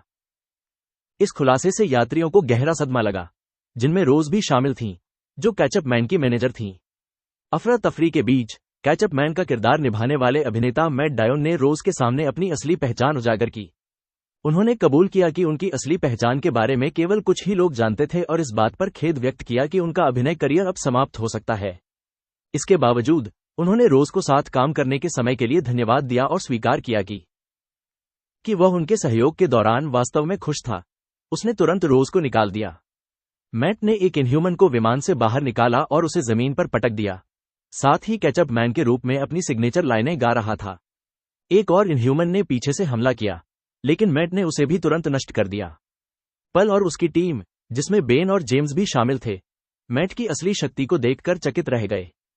उन्हें एहसास हुआ कि जिस व्यक्ति को वे मैट डियोन के नाम से जानते थे, वह शुरू से ही एक सुपरह्यूमन के रूप में अपनी असली पहचान छिपा रहा था। जेम्स ने पल से मैट की क्षमताओं के बारे में उसकी जानकारी पर सवाल किया, लेकिन उसने सिर हिला दिया। फिर उसे अतीत में मैट के साथ हुई अपनी मुलाकात याद आई, लेकिन उसे कुछ भी महसूस नहीं हुआ। उसने अपना आखिरी शॉट फायर किया और सफलतापूर्वक उस अलौकिक प्राणी को मार गिराया। हालांकि भीषण लड़ाई ने उसे थका दिया था और वह घायल हो गया था। उसने देखा कि जिस अमानव को उसने अभी अभी गोली मारी थी, वह अभी भी जीवित था और उठने की कोशिश कर रहा था। अपने वफादार पालतू कुत्ते सी को बुलाकर उसने कुत्ते के पैर से एक चाकू निकाला और उस अमानव को खत्म करने के इरादे से आगे बढ़ा, लेकिन अमानव ने पलटवार करते हुए बी को और भी घायल कर दिया। फिर भी उसने लगातार कई हमले किए जब तक कि अमानव आखिरकार हिलना बंद नहीं कर दिया। हम अंततः गिर पड़े। मैट जैसे ही मानव रूप में ऑक्टोपस के पास पहुंचा, वह बेहोश होकर जमीन पर गिर पड़ा। ऑक्टोपस ने जवाब में गुर्राया। मैट ने पहले सोचा था कि व्हाइट कैप कोंग हार गया है क्योंकि उसे पहले एक जोरदार झटका लगा था, लेकिन उसे आश्चर्य हुआ कि कोंग, व्हाइट कैप, एक बार फिर उठने लगा। कोंग ने एक शक्तिशाली दबाव छोड़ा जिससे आसपास का क्षेत्र प्रभावित हुआ और दृश्य देख रहे डैनयांग ने हैरानी जताई। उसने एनजी से इस दबाव की प्रकृति और इसके उद्गम के बारे में सवाल किया, यह सोचते हुए कि क्या यह किसी प्रकार का कौशल या क्षमता है। हालांकि एनजी ने समझाया कि वे जो महसूस कर रहे थे वह कोई विशिष्ट कौशल या क्षमता नहीं थी, बल्कि यह व्हाइट कैप की शुद्ध और प्रबल आत्मा थी। यह ऊर्जा उस क्षेत्र के समय और स्थान को जकड़ रही थी, जिससे एक अप्राकृतिक और तनावपूर्ण वातावरण बन रहा था। एनजी ने आगे खुलासा किया कि व्हाइट कैप आमतौर पर अपने विरोधियों को देखते हुए लड़ता था, लेकिन अब उसकी ऊर्जा अनियंत्रित रूप से बह रही थी, मानो वह बेहोश हो। व्हाइट कैप की क्षमताएं उम्मीदों से कहीं अधिक थीं, जिससे उसे स्थिति दिलचस्प लग रही थी। कैचअप मैन की उपस्थिति सहित जीआई को स्थिति दिलचस्प लग रही थी, लेकिन वे व्हाइट कैप की क्षमताओं से और भी अधिक आश्चर्यचकित थे, जो अपेक्षाओं से कहीं अधिक थीं। के पर ऑक्टोपस इनह्यूमन ने हमला किया, लेकिन उसने तुरंत पलटवार करते हुए कई शक्तिशाली वार किए, जिससे काफी नुकसान हुआ। डैमेज कोंग ने किसी तरह इंसान को गर्दन से पकड़ लिया। मैट ने कांग की बिजली जैसी तेज प्रतिक्रिया देखी, जिसने एक ही सेकंड में 7 वार किए। कांग की शक्ति और गति का मुकाबला करना लगभग नामुमकिन लग रहा था, सिवाय उसके स्तर के किसी व्यक्ति के। उसने गौर किया कि व्हाइट कैप और इनह्यूमन की क्षमताओं में बहुत बड़ा अंतर है। मैट को यह भी लगा कि व्हाइट कैप के साथ कुछ गड़बड़ है। कोंग ने आसानी से खुद को छुड़ा लिया, अमानवीय ग्रसित जीव के अंगों को नष्ट करके। जैसे ही वह उसके पास पहुंचा, तभी एक अन्य अमानवीय जीव ने उन्हें रोक दिया जो बोल सकता था। बोलने वाले अमानवीय जीव ने उनसे ऑक्टोपस को छोड़ने का अनुरोध किया, जिससे मैट आश्चर्यचकित हो गया क्योंकि उसने उसके आने का आभास नहीं किया था और उसे किसी अमानवीय जीव के बोलने की उम्मीद नहीं थी। बोलने वाले अमानवीय जीव ने इस बात पर अपनी निराशा व्यक्त की कि मनुष्य अमानवीय जीवों को हीन मानते हैं फिर भी उनसे डरते हैं। उनके रवैये में विरोधाभास और उन्हें अहंकारी मानते हुए, बात करने वाले अमानव ने सहजता से मानव रूपी ऑक्टोपस को हवा में तैराकर और एक साधारण इशारे से उसे अपने करीब खींचकर अपनी शक्ति का प्रदर्शन किया। डैन अमानव की इस क्षमता को देखकर हैरान रह गया, खासकर इसलिए क्योंकि उसने कपड़े पहने हुए थे, जो आमतौर पर अमानवों के लिए नहीं होता। वह समझ नहीं पा रही थी कि क्या हो रहा है और गी दो भी अचंभित रह गया। हालांकि वह अमानवीय प्राणी दिखने में अमानवीय लग रहा था, फिर भी उससे असंगतता की एक जबरदस्त आभा निकल रही थी, एक ऐसी ऊर्जा जो अमानवीय प्राणियों के समूहों से भी कहीं अधिक थी। जीआई को पहले से ही खतरनाक अलौकिक राक्षसों के अस्तित्व का संदेह था, लेकिन इस सफेद बालों वाले अमानवीय प्राणी का प्रकट होना उनकी उम्मीदों से भी कहीं अधिक था और उन्हें आश्चर्यचकित कर दिया। जीआई का मानना था कि इस बातचीत के पीछे कोई महत्वपूर्ण कारण था। मानव के साहस में उसने डैनी को सुझाव दिया कि व्हाइट कैप की सहायता के लिए उन्हें द्वार खोलना पड़ सकता है और मैट उन्हें पराजित नहीं होने देना चाहता था। हालांकि वह इस विचार को लेकर कुछ हिचकिचा रही थी। बात करने वाले अमानव ने ऑक्टोपस अमानव से सवाल करना शुरू कर दिया। मैट ने स्थिति का अवलोकन करते हुए यह भी देखा कि उसने पहले कभी किसी बोलने वाले अमानव का सामना नहीं किया था। इसके अलावा बात करने वाले मानव में एक असामान्य सी बात थी। सामान्य मनुष्यों के आकार से लगभग 3 गुना बड़े विशालकाय बात करने वाले अमानव ने मानव रूप धारण किए हुए ऑक्टोपस का ध्यान अपनी ओर आकर्षित किया और चेतावनी दी कि यदि उसने उन्हें 3 बार अपनी बात दोहराने पर मजबूर किया तो उन्हें मार दिया जाएगा।